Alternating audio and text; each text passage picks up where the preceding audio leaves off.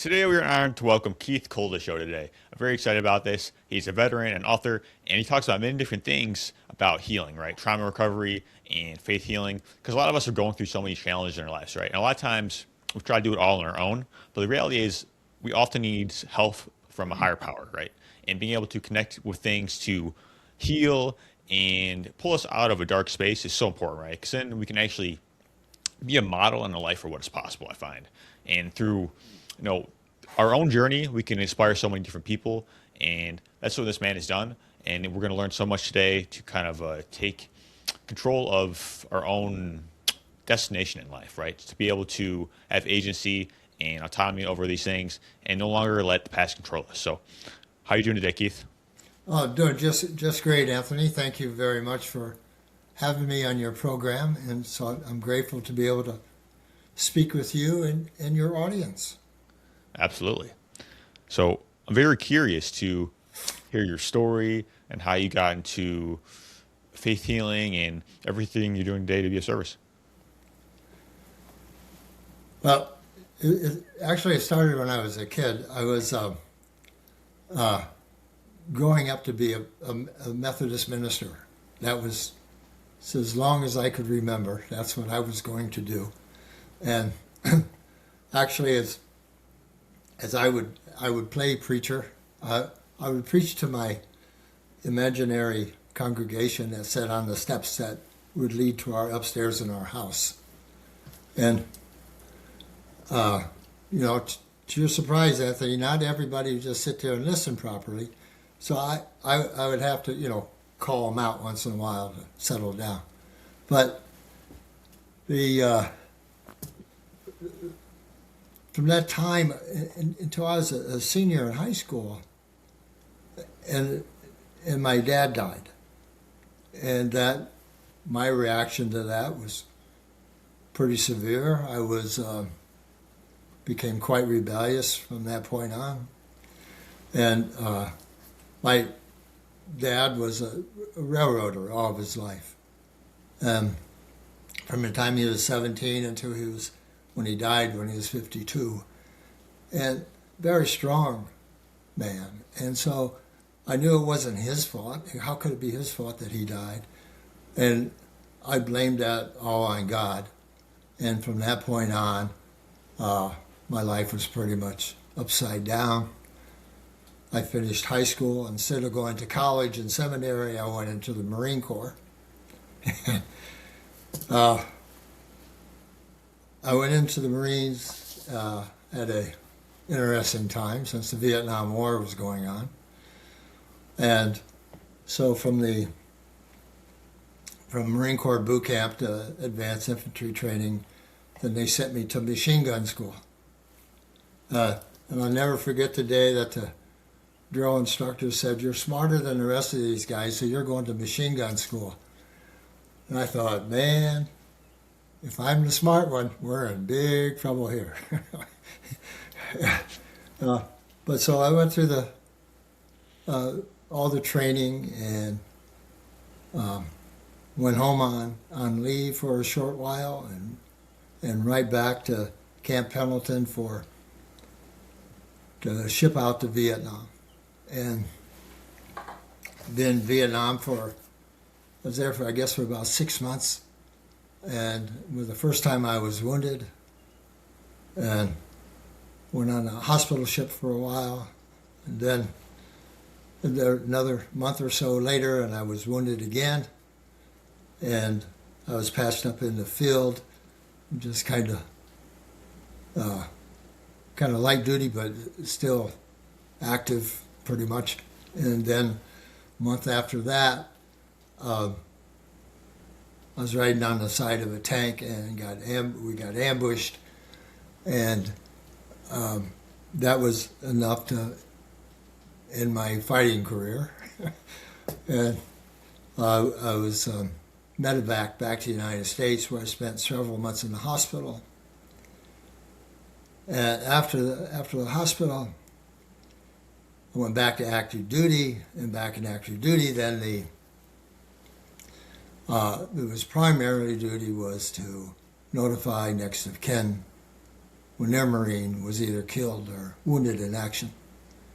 And then to serve as the honor guard for those fallen Marines. And I can tell you there was more trauma in that duty than actual combat was, in many cases. And so it had quite an effect. I was doing that for about a year, and I got a phone call from my brother, and he said that my mother was dying, probably wouldn't make it through the night. And my mother had asked me if I knew she was sick. She had cancer, and she said, if I don't live until my younger brother and sister graduate from high school, would I be their guardian? And I said, yes, I would. Didn't think about the responsibility that might involve. So when I went back to duty then, and I applied for discharge from the Marine Corps to be my younger brother and sister guardian, and they granted that. I got out of the Marines, and at 23 years old, I was a guardian for my younger brother and sister, who were 11 and 13. So I wasn't much more a kid than what they were at that time. But it was a challenge. Fortunately, my mother had a pretty good start on raising them, so it wasn't up to me to raise them, just to be there to help out. And so from there, I went to college. I worked every day I was in college. Before I went, I was trying to save some money, and I got a job in a factory. That didn't work out too well. They fired me.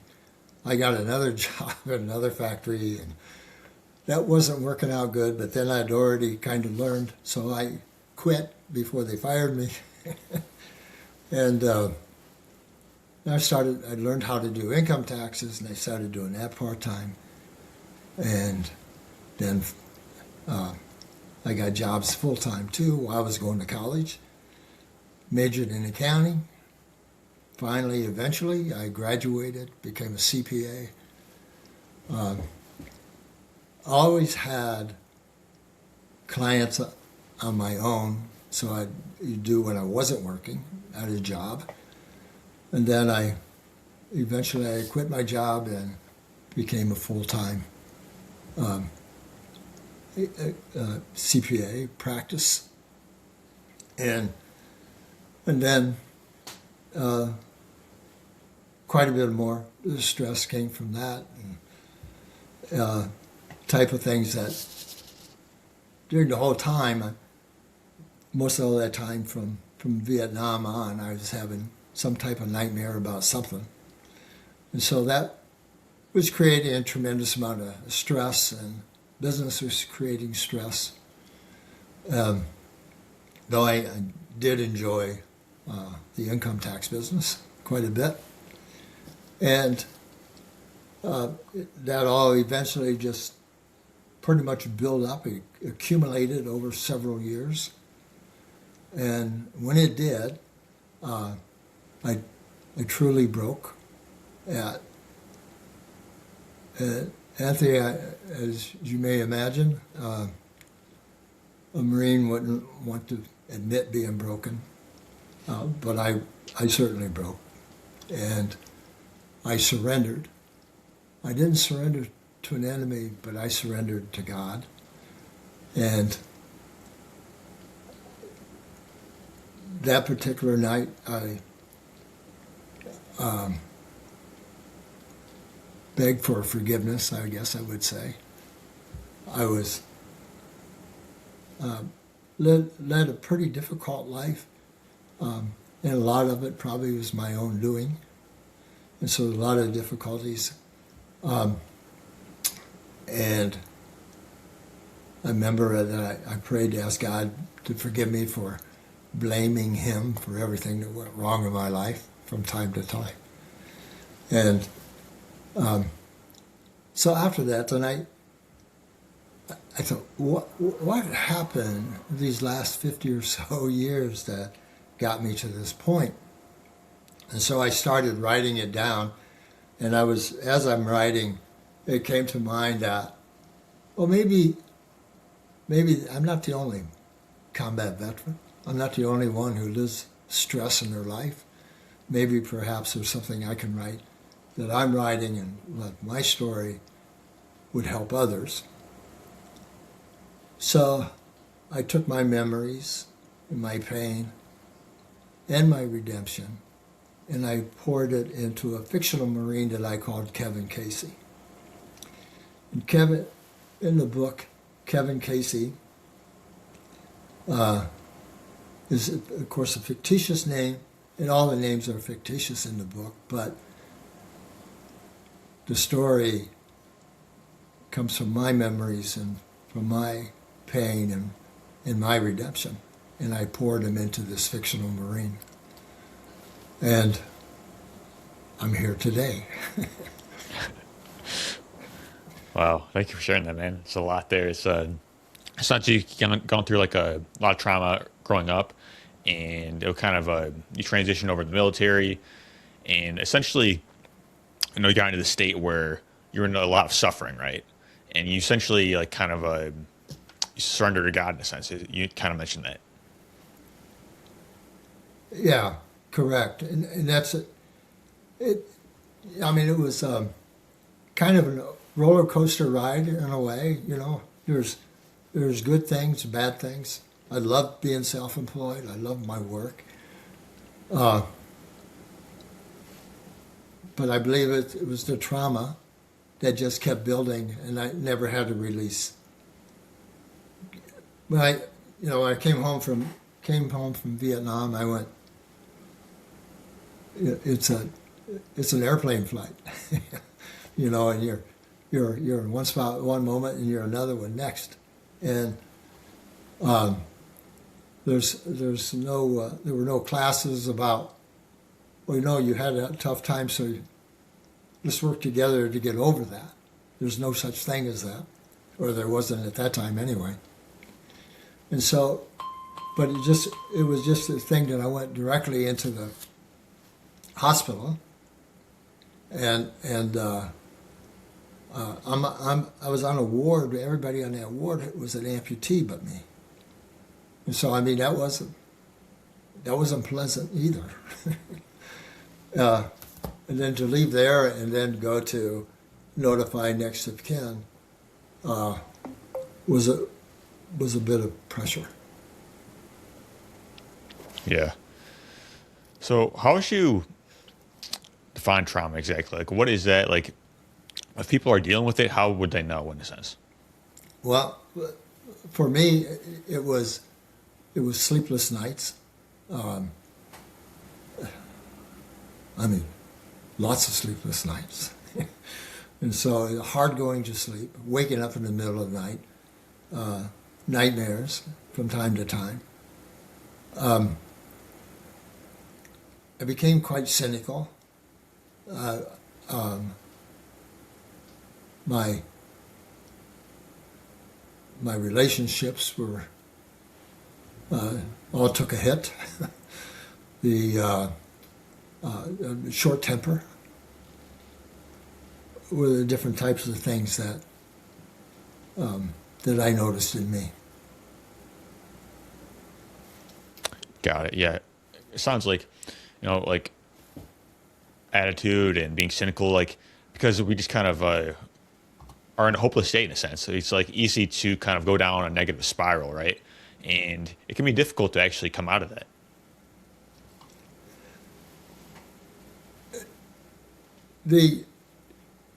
For me, it was kind of just like the last straw type of thing, I mean, it's like the weight had continually to pile up. And I was a good CPA, I was a good tax accountant, and I helped a lot of people with taxes, and I just this, part of that was good, but my attitudes really was taking a hit, and my reactions, and maybe some ways the way I talked to people sometimes was not what it should have been. And so just the stress of it, and just let it go.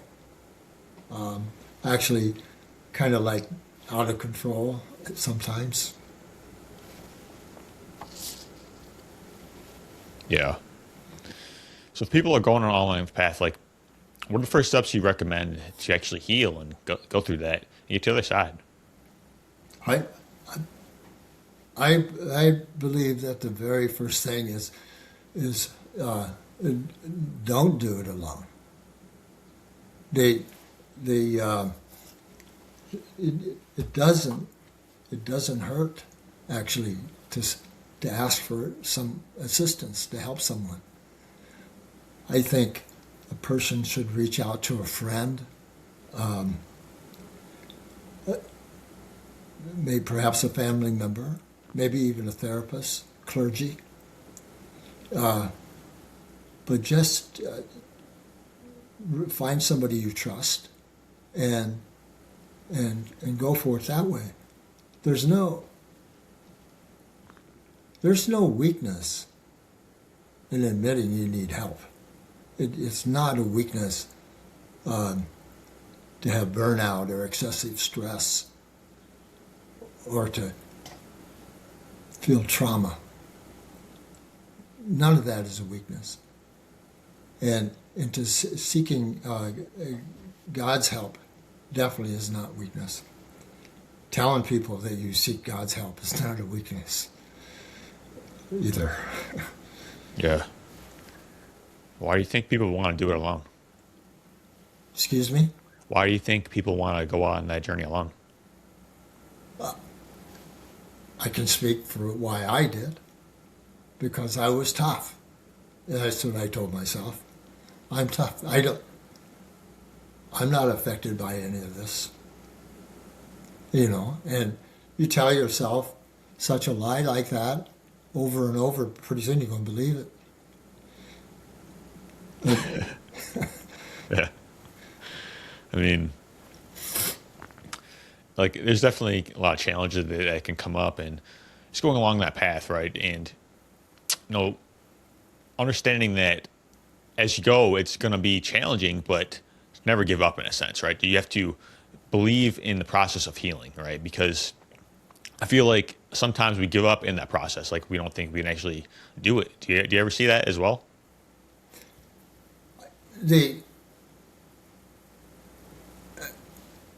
I think over the last 50 or so years, I think there's times that I thought about reaching out, but I think that I told myself, well, I don't need to because I'm tough, and certainly I would never admit something like that to my wife. And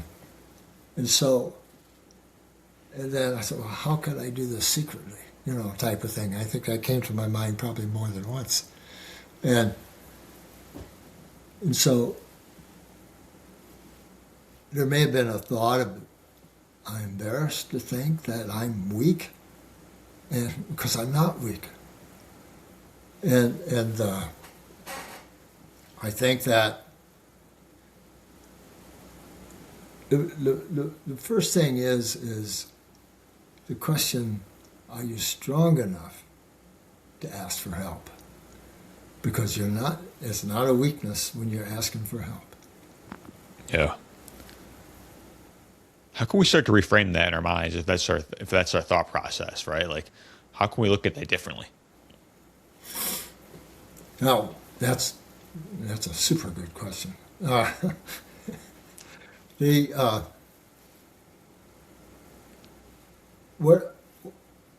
the night that I just cried out to God, and that was the beginning. That didn't cure me, but it was the beginning of my healing. And I was in my office, and I was by myself. It was late, and I just reached down to this bottom desk drawer, and I pulled out the bottle, and just took another big drink from the bottle and slammed it on my desk, and I was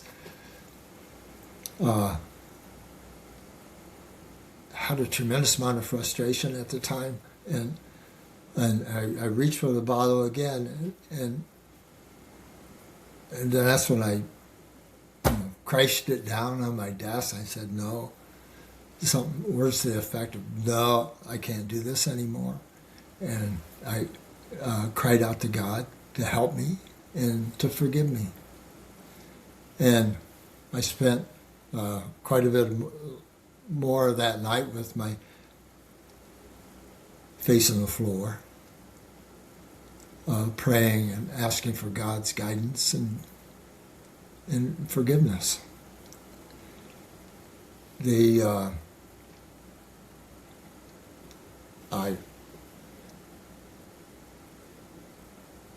Then I just wondered how in the world I had gotten to where I had gotten. Right. Do you think people are carrying around a lot of shame that they don't know how to handle, in a sense? Well, I think that's probably could be true too. I mean, I had shame to think that I'm having nightmares. I'm ashamed of that. I'm a Marine. Why would I have nightmares? You know, I did what I was trained to do, and so I think that yeah, I have three older brothers that were in the Marine Corps. You know, I come from tough guys. Even though I was a skinny little kid in the Marines, but I was tough. And so for me to admit that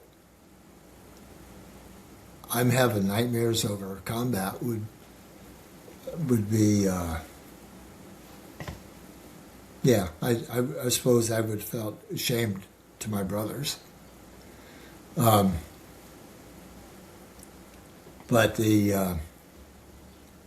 I think that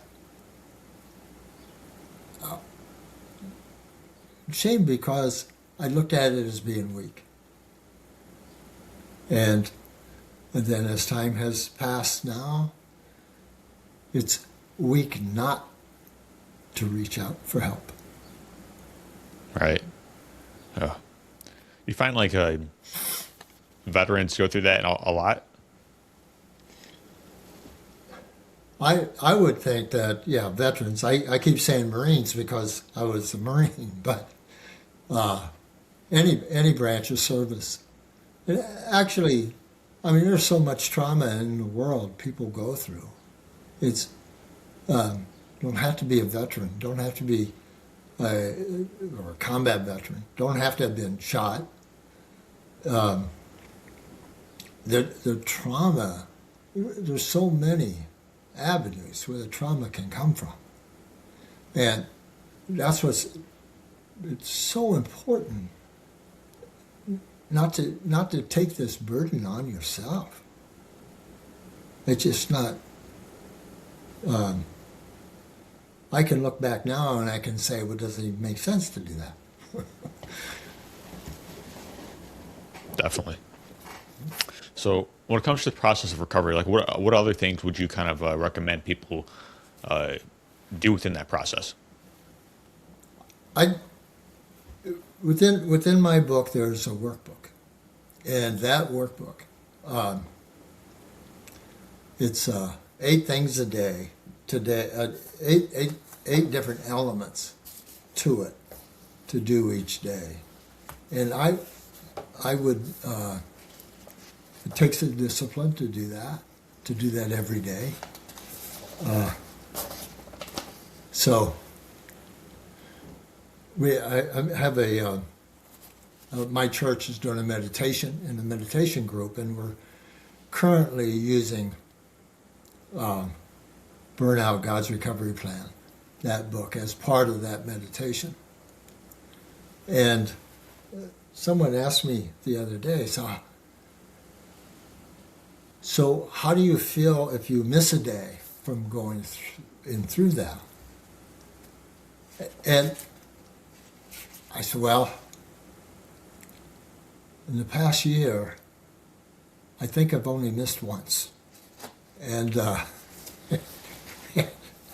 course that's, but it's a discipline, and my whole life has been a discipline, from the day I walked into the Marine Corps. But there's things that I followed and done.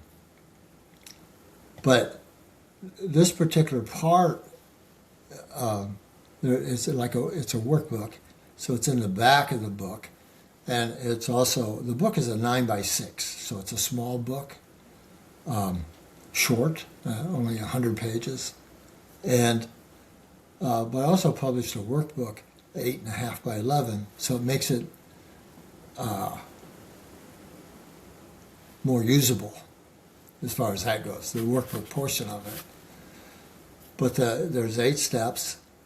It's I call it the A Praiser, and because that's an acronym for A is for action, P is for prayer, R is for reading scripture, A is for affirmations, I is for inscribing, which is writing in your gratitude journal, and showing your gratitude every day for things that are in your life. And once you start writing in a gratitude journal, you'll see you have lots to be thankful for. Yeah. When you start thinking of it. And S is for seeing, and seeing is visualization. It's to visualize the things that you're working for in life. You're visualizing what God has planned for you in your life. That's what you visualize. And E is for exercise. Our bodies are the temple of the Holy Spirit, so it's our duty to take care of our bodies. And R is for rest. And the rest is I'm not just talking about the Sabbath, just on a Sunday, or taking the weekend off from work, but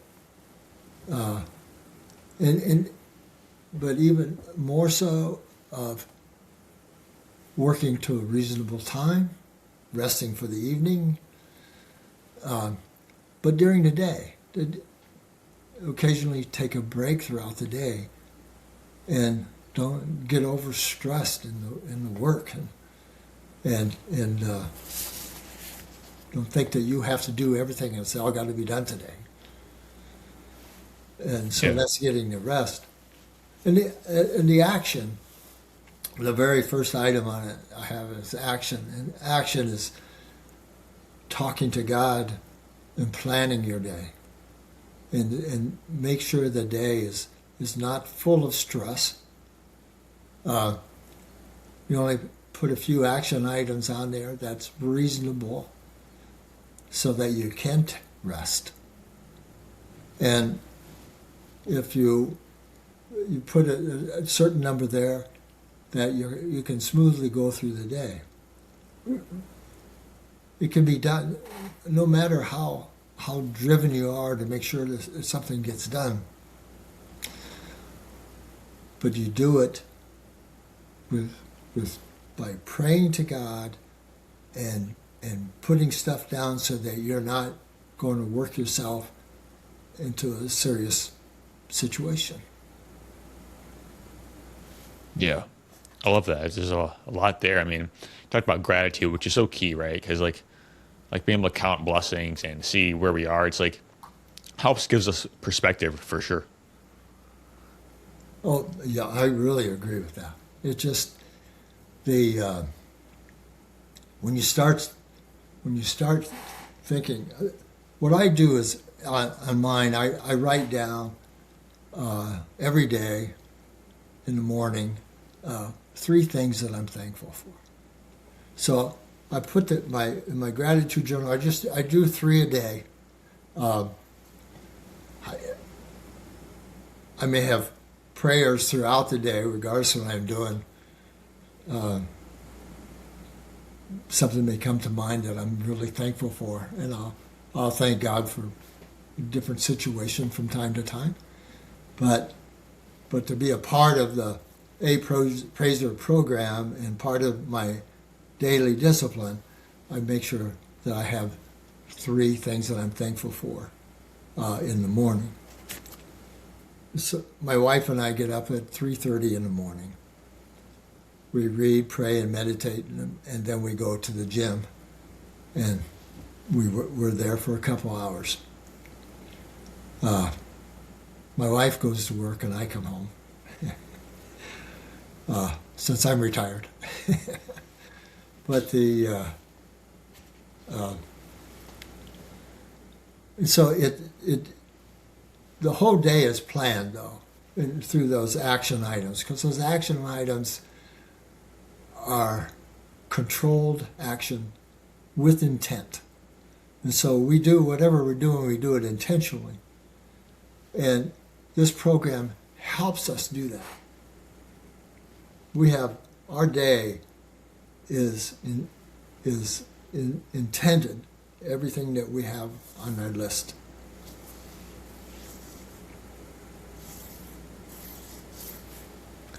That's awesome. I mean, just being able to stay consistent as well, because you mentioned that like power of consistency, and even if like you happen to mess up, just stay resilient and get back on it, right? Just like have that devotion in a sense, right? Because when things get hard, a lot of us, we just kind of like throw in the towel and whatnot. But I like to say, failure is feedback, right? And the obstacle is the way. So being able to take control of these things and learn how to utilize them in your life is very important, because it's always going to be like that, right? And just kind of like being skillful in that journey is the key. Yes, I agree. It's especially when you're starting something new, so it's different, and it takes some willpower. I believe it takes prayer for a lot of things, but it's so important to be consistent, to believe what you're doing, to believe that you're doing is the right thing, and to stick to it. Right. How do we start develop those character traits within that, right? Because that can be kind of challenging, and just being able to understand that is really important. So, like, what would you recommend for people to start to do that exactly? Well, in the workbook, I explain each one of the steps, each one of them, and why those are part of it. So then each one of those items is grounded in a scripture verse. So the scripture verse goes for a week, and then the second week, the scripture verses all change. So the activities that you have there, the 8 elements, are each grounded in scripture. So, and then it goes on. The workbook has 12 weeks. So, I'm not sure. I've been through them several times now. I'm not sure how many, but I keep going back over them, and it's like each time I'm learning something new every time I do that. Regardless of how many times I read a particular Bible verse, I'm still getting something from it. And the process for me has been quite encouraging as well. Yeah, that's very interesting, because like we look at things again and we learn more from the same thing, right? It's very interesting to think about, and I feel like it's because we're different in a sense. So we kind of developed and we look at things differently. We can kind of learn more from that. Yeah, I think so too. It's the same thing with like reading a book, regardless of what type of book it is. But if maybe the second time you read it through, it's like, well, I don't remember reading that, because Right. maybe you weren't ready just to receive it at a time, maybe, or whatever it might have been. Uh, but you're taking in a lot when you're reading, a book for the first time. Yeah. And so, yeah, I think that the repeating something, the repetition is excellent. Yeah. I like to say, no, it's not that you're just reading a book. It's that the book is reading you in a sense. It's kind of like interacting with all the knowledge within Oh, I you and like kind that. of like looking at it differently because people are going to read it and each one is going to look at it in a different way, right? Based off of our past experiences and the way we interpret it. Yes. That's That, very interesting, right? yeah, You that know, is. like the foundational principles are the same, but it's like how we kind of use it in our lives in a sense. So on Sunday when we go to church, and then my wife and I will talk about the sermon either on the way home or after we're home, and for lunch. At lunch we'll talk about the sermon. And so every once in a while I'll say, "Were you listening to the same sermon I was?" Because we hear it, we hear things differently. Oh, Right. yeah. Yeah. So, what can people expect when they're on the other side of trauma? When they're on the other side of that pain? Like, what would their life look like, and what would they see as that journey being worth it? Very first thing I think um, that I recognized was the peace of mind. And I think that there was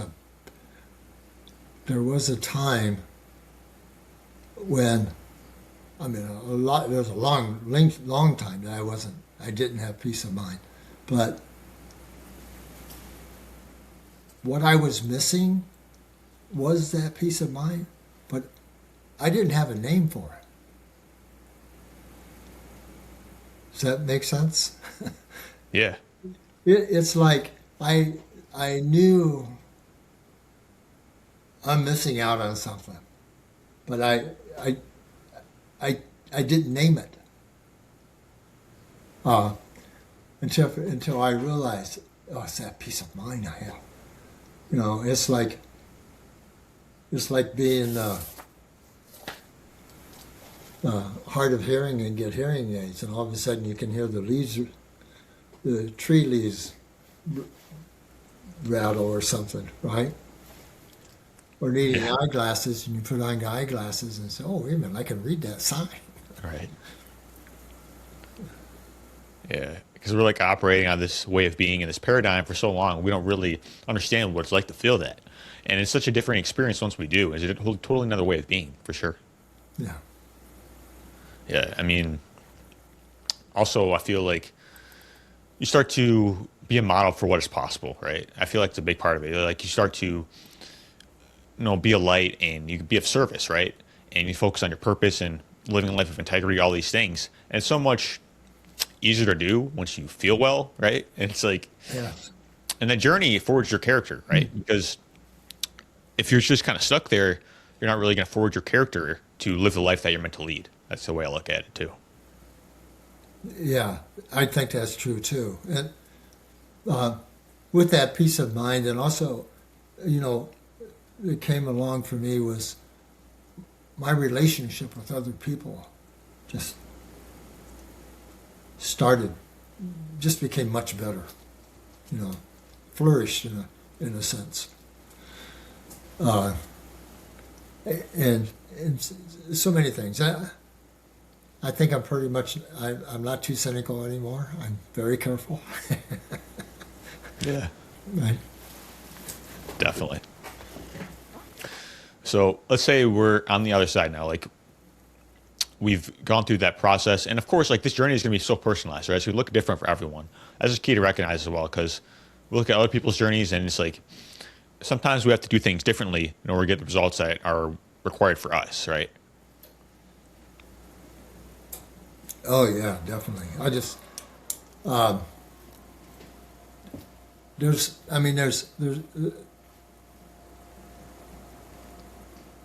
we all have, there's a difference in all of our journeys. We might be might have been in the same platoon in the same squad in Vietnam, but we're on different journeys there. There's we're perceiving everything differently as well, and so it's like when I wrote the book, I can't tell every person that's reading this is how it is for them. That wouldn't make sense.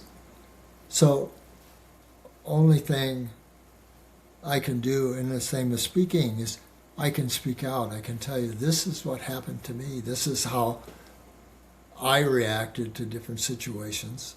This is how recovery is with me. It doesn't mean that it's going to be exactly the same way for someone else, because they have a different life than I do in a way. But I think that one thing that is universal is don't try it alone. Don't suffer by yourself. Definitely, for sure. So let's say we're on the other side. Like, what can we do to actually help people go through that process, right? Because you're obviously doing that, and what, like, once we've done that ourselves, like, what can we do to actually, I guess, guide people to their own answers in a sense? What I do when I talk about my situation and where I was and where I am, where I plan to go, that is along that route. I believe that someone's going to recognize something that fits them. There's something, or it's going to trigger a thought in their mind that's going to bring them to themselves on what they can do and how they can heal. And it's kind of in a way, it's like an older brother asked me, he said, when I told him I wrote a book, he says, "You can write a book? How do you know English enough you can do that?" And I said, I just wrote what my heart told me to, and I left the rest of that up to the editors. And so it's like, even my brother and I, we don't have perhaps the same level of understanding of English, whatever it might be, right? Of writing, maybe, but.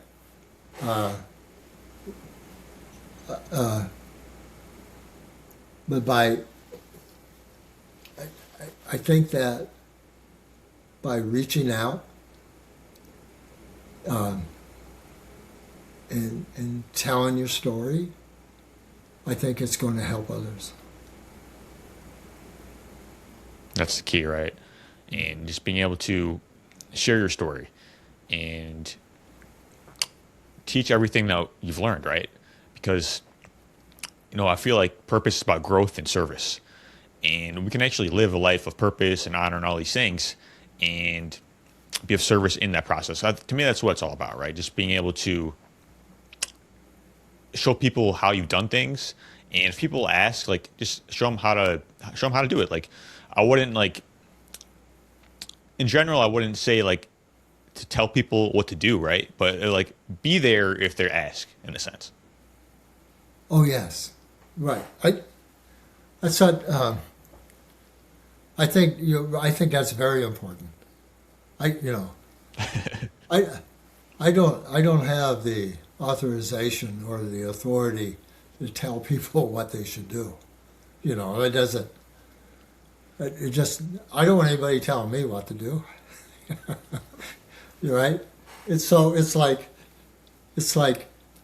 but I can say, this is what I have done. This is what's helped me, and this is how I did it, and it's helping me, and I think that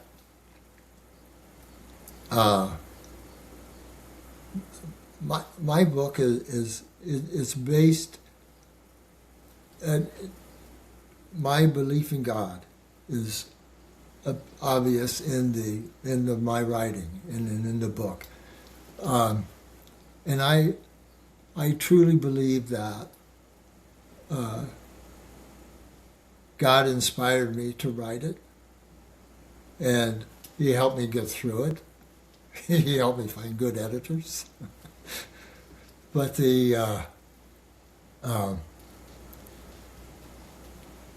and I believe that my words and my life and my story will reach out to other people, and they are going to find help in that in some way or another, whether following it to the T or finding something in there that sparks something.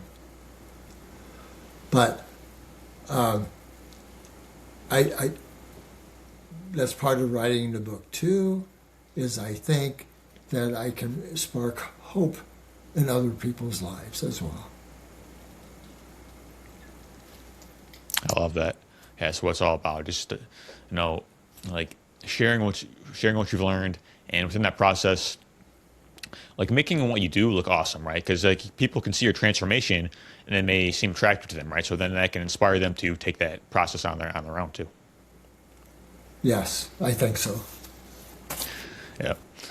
All right, Keith, this has been awesome. I really appreciate you today for coming on the show, sharing your story with us, your journey of healing, right? Because we all have our own path to it. And through that process, we can really discover who we are and live our life of purpose. And learning all the tools that are required for that. Again, like we mentioned, it's going to be a personalized journey. But through that process, we can actually become who we're meant to be and live a life of service and really kind of live up to our full potential, really. That's what it's all about, and optimizing our life. So, again, I thank you, and it's been fun. Yeah, thank you very much, Anthony. I really appreciate your time. I appreciate you for what you're doing here. Thank you. And I appreciate your audience as well. If people would like to get connected with you and your work, where can we go for that? Pardon? If people want to get connected with you, where can we go? Oh, yeah, just my website, which is recoverybyfaith.com.